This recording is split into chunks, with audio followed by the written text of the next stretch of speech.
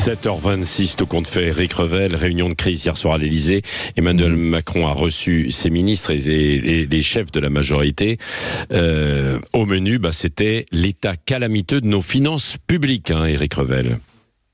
Absolument. Réception donc en deux temps hier soir. D'abord les ministres importants du gouvernement, puis les chefs de la majorité. Alors, au menu du dîner, la question des finances publiques.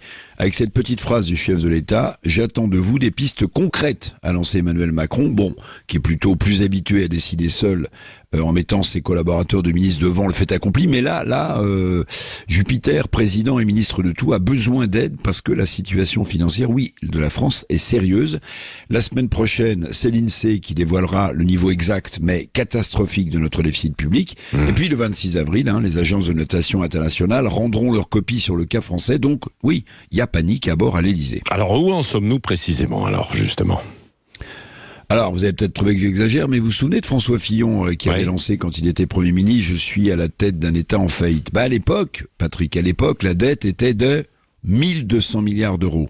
Aujourd'hui, à la fin de l'année, on aura 3200 milliards d'euros, c'est-à-dire 2000 milliards d'euros de plus. Donc si Fillon se trouvait à la tête d'un État en faillite, que dire aujourd'hui ? Alors la crise de Covid méritait des aides massives, c'est vrai, mais le quoi qu'il en coûte est devenu un système. L'État se substitue à tout, s'acquitte de tout, jusqu'au reprisage des chaussettes, comme l'écrit ce matin Gaëtan de Capelle dans son édito au Figaro. L'échec d'Emmanuel Macron en matière financière et magistrale, on peut le dire. Mozart de la finance ne savait pas lire les partitions des finances publiques, et les 15 milliards récupérés de fraude fiscale et sociale dont vous parliez n'y changeront rien. Quelles sont alors les pistes d'économie ?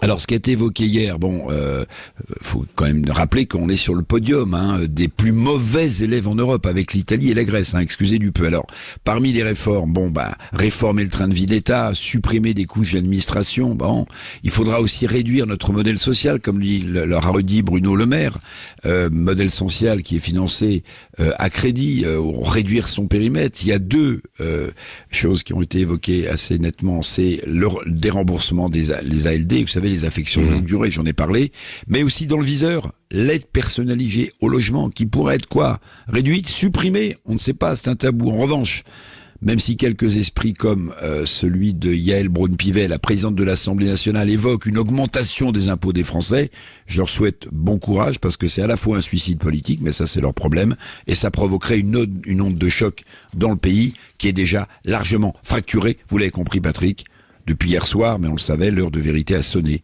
pour la Macronie. Merci Éric Revel.